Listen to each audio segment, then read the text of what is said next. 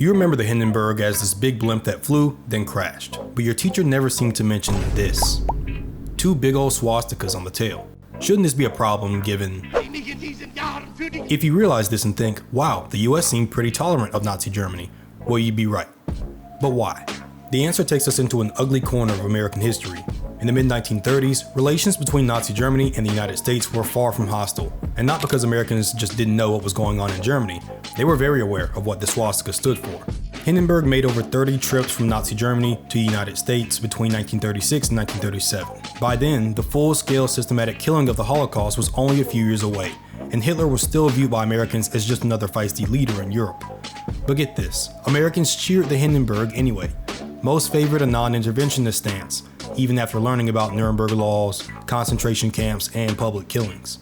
It's fair to say that most of the American public was at least tolerant of Nazi Germany's practices, if not openly anti-Semitic. Henry Ford's Dearborn Independent, the lynching of Leo Frank, etc. American companies like Ford and GM were doing business in Germany. Even Hollywood studios edited films to avoid offending Nazi leadership, because Germany was an important market, kind of like what Disney's been accused of doing to keep its foreign markets profitable. So when the Hindenburg began making transatlantic flights, there was no great reason to ban it from American airspaces. The US allowed it to first land at Lakehurst, New Jersey, and even promoted its arrival as a major historic event. American audiences gathered en masse to gaze upon the flying time bomb. Stick around until the end, because this is just the tip of the iceberg. The US connection to and sympathy for Nazi Germany runs deep, with money, prestige, and American anti-Semitism playing major roles. Airships were the private jets of the 1930s, flying flexes. Germany wasn't just selling the consumer and viewer air travel, it was also selling the idea of a technologically dominant Nazi state.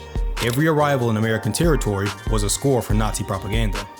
The Nazis plastered swastikas on its tail fins, maybe the most Nazi thing you can do, and promoted it as a symbol of Germany's technological supremacy.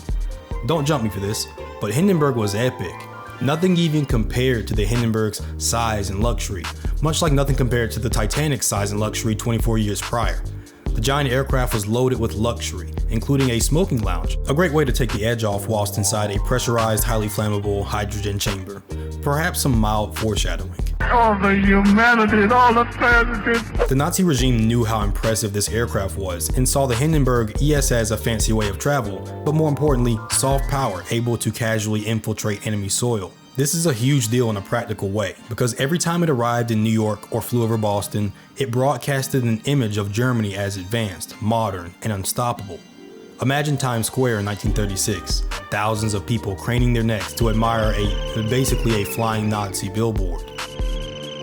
And like I said, the messaging wasn't subtle. The tail fins featured swastikas taller than a person, yet this was insufficient in stopping Americans from gawking at Hindenburg.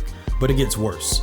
Americans didn't just allow the Hindenburg, they flocked to see it, featuring it in newspaper articles, radio shows, and word of mouth. Beyond this though, there is a strong racial connection to be made here between America and Nazi Germany. The ugly truth is that American practices under Jim Crow very closely resembled Nazi practices under Nuremberg laws, with the mistreatment of Black Americans, insane sterilization laws, and open eugenics practices directly inspiring Nazi race laws and tactics for dealing with its Jews, something the Nazi leaders would use as a strong defense during the Nuremberg trials just after the war. Basically, Nazis saw American race, pseudoscience, and eugenics as a blueprint for their own plans. I made a whole video on this if you're interested, link down below. Americans largely knew about the Jewish struggle in Nazi Germany, but enjoyed the spectacle of the Hindenburg anyway. This begs the question, why didn't the Americans stop it? In short, neutrality, subtle anti-Semitism, curiosity, and you guessed it, money. As mentioned before, the US was deeply isolationist. The Great Depression was still doing its damage, and most Americans just wanted to stay out of global conflict. There was no appetite for confrontation over symbols like the swastika when you're waiting in line every day at the soup kitchen. But there's more, and it's not nice. Some of the old anti-Semitic stereotypes of Jews as warmongering, race defiling, communism spreading, bank controlling Christ killers revived by Nazi propagandists also existed within the United States.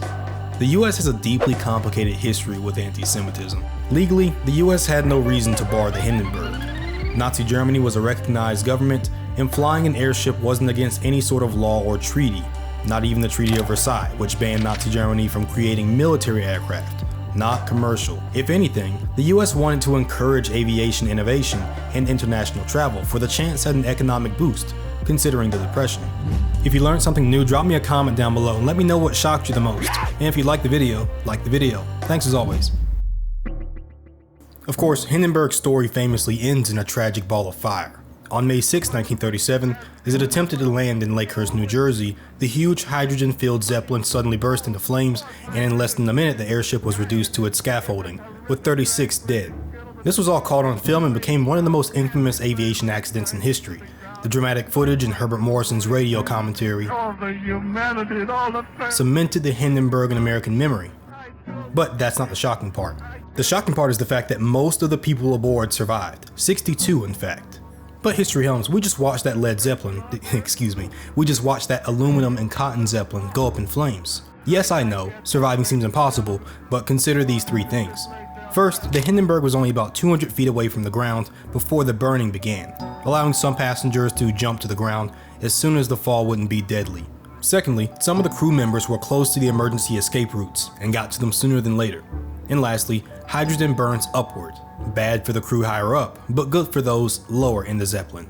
As for why it burned, nobody's really too sure, but the leading theories involve a static spark, lightning, a burning cigarette, remember that, and sabotage. Remember, this is a Nazi airship. It's almost as if the burning of the Hindenburg symbolized the burning of the memory of Nazi propaganda so blatantly stamped onto it. When Americans remember the disaster, they usually don't remember the whole point of it was a Nazi PR strategy. America does little to educate itself on some of its own horrific practices of the early 20th century and before, especially those closely associated with Nazi Germany.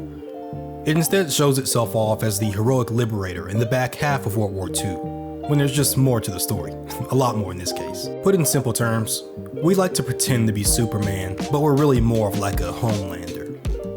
If you learned something, I'd really appreciate you dropping a comment for the algorithm and liking the video.